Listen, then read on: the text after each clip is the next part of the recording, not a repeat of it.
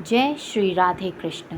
संपूर्ण श्रीमद् भागवत गीता ज्ञान सभी जन को मेरा प्रेम भरा नमस्कार। आज मैं श्रीमद् भागवत गीता के 18 अध्याय और 700 श्लोकों को आज की पीढ़ियों के प्रत्येक मनुष्य के लिए, चाहे वह कोई भी हो, उसके करियर में, जीवन में, रिश्तों में, उसके प्रत्येक समस्याओं का समाधान करने के लिए कैसे भगवत गीता का उपयोग किया जा सकता है, यह बताऊंगी।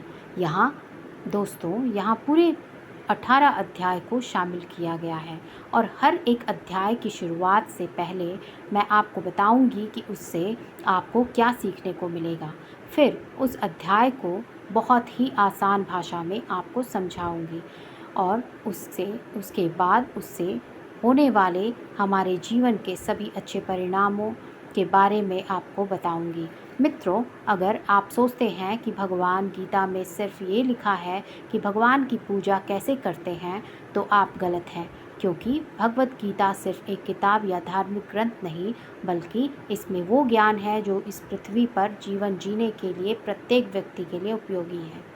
यह गीता हमें सिखाती है कि इस दुनिया में सपने कैसे पूरे किए जा सकते हैं, हमारी पर्सनालिटी कैसे बनती है, कैसे पॉजिटिव एनर्जी बनाई जा सकती है, खुशी क्या होती है, बड़ी बड़ी प्रॉब्लम का सॉल्यूशन कैसे ढूंढा जा सकता है, डिसीजन कैसे लिए जा सकते हैं, ब्रेकअप के सदमे से कैसे निकला जा सकता है, इमोशनली स्टेबल कैसे बना जा सकता है, और भी न जाने बहुत कुछ। जीवन के सफ़र में हम सभी अपने सपनों को पूरा करने की इच्छा रखते हैं और यह सच है कि हम सब कुछ अच्छी तरह से पाना चाहते हैं।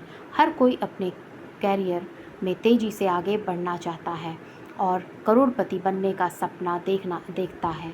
हम सभी अपने जीवन में बहुत कुछ सीखना चाहते हैं और जीवन के हर एक पहलुओं को समझने की कोशिश करते हैं।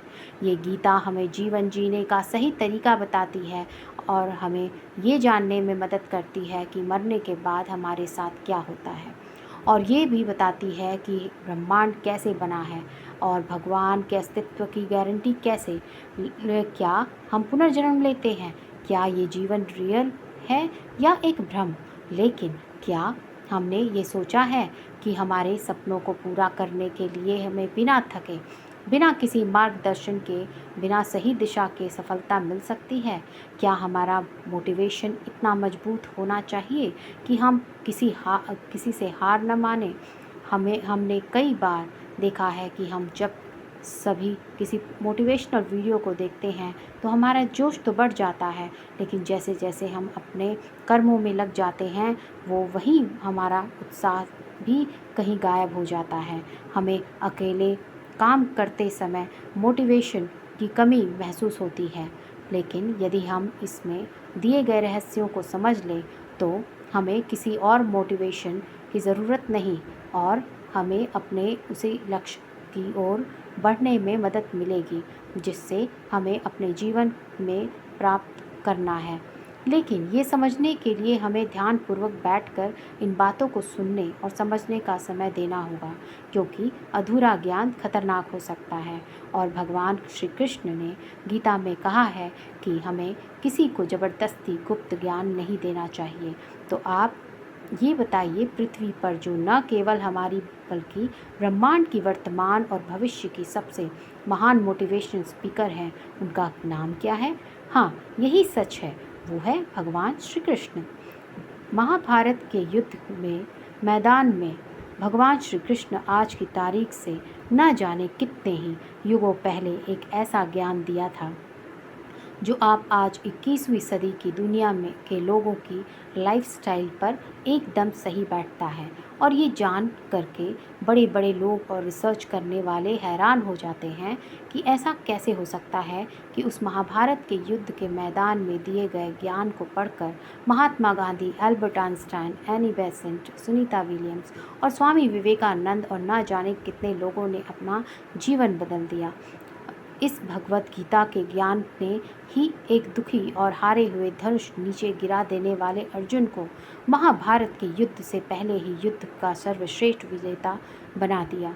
आपके जीवन में जब खुद को सफलता की ओर बढ़ते हुए दिखाई देते हैं तो आपको यह महसूस हो सकता है कि आप अपने जीवन में सभी समस्याओं के सामने अर्जुन की तरह खड़े हैं और आपके लिए भी एक अद्वितीय गीता का ज्ञान उपलब्ध है और ये आपका अधिकार है कि आप उसे समझें और अपने जीवन में उसका मार्गदर्शन करें।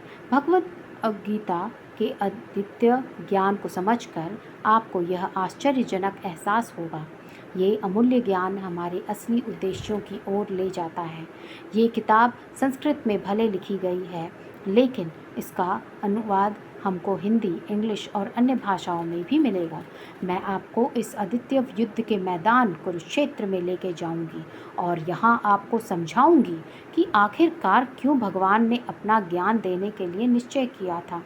तब चलिए हम कुरुक्षेत्र के युद्ध के मैदान में हैं, जहाँ पर पांडव और कौरव युद्ध के लिए तैयार हैं और यहीं से भगवत गीता का पहला अध्याय शुरू होता है। अध्याय 1, अर्जुन विषाद योग, अर्थात अर्जुन की मानसिक दुविधा। दोस्तों, इस पहले अध्याय में हम यह सीखते हैं कि कैसे हमारे जीवन में वो चीज़ें हैं जो हमें आगे बढ़ने से रोकती हैं। चाहे हमारे पास ज्ञान का बहुत बड़ा भंडार हो, हमारे पास काबिलियत हो, लेकिन फिर भी हम सही फैसला नहीं कर पाते और हमारे कार्य में सफलता नहीं मिल पाती। इसके साथ ही हम जानेंगे कैसे सपनों को हकीकत में बदलने के लिए मानव कैसे परिवर्तित हो सकता है। कौरवों में दुर्योधन के मन में खुशियों की अनगिनत उम्मीदें थीं। उसके पास बड़ी सेना थी। उसके पास गुरु द्रोणाचार्य और गुरु कृपाचार्य जैसे महान योद्धा थे। पांडवों की सेना में अर्जुन, भीम और पांडवों के पांचों भाइयों के साथ भगवान कृष्ण भी थे। अब यह युद्ध पूरी तरह से परिवार के बीच होने वाला युद्ध बना हुआ था। पांडव और कौरव दोनों एक ही बड़े परिवार के थे और इसके बावजूद हर किसी में जीतने का इरादा था।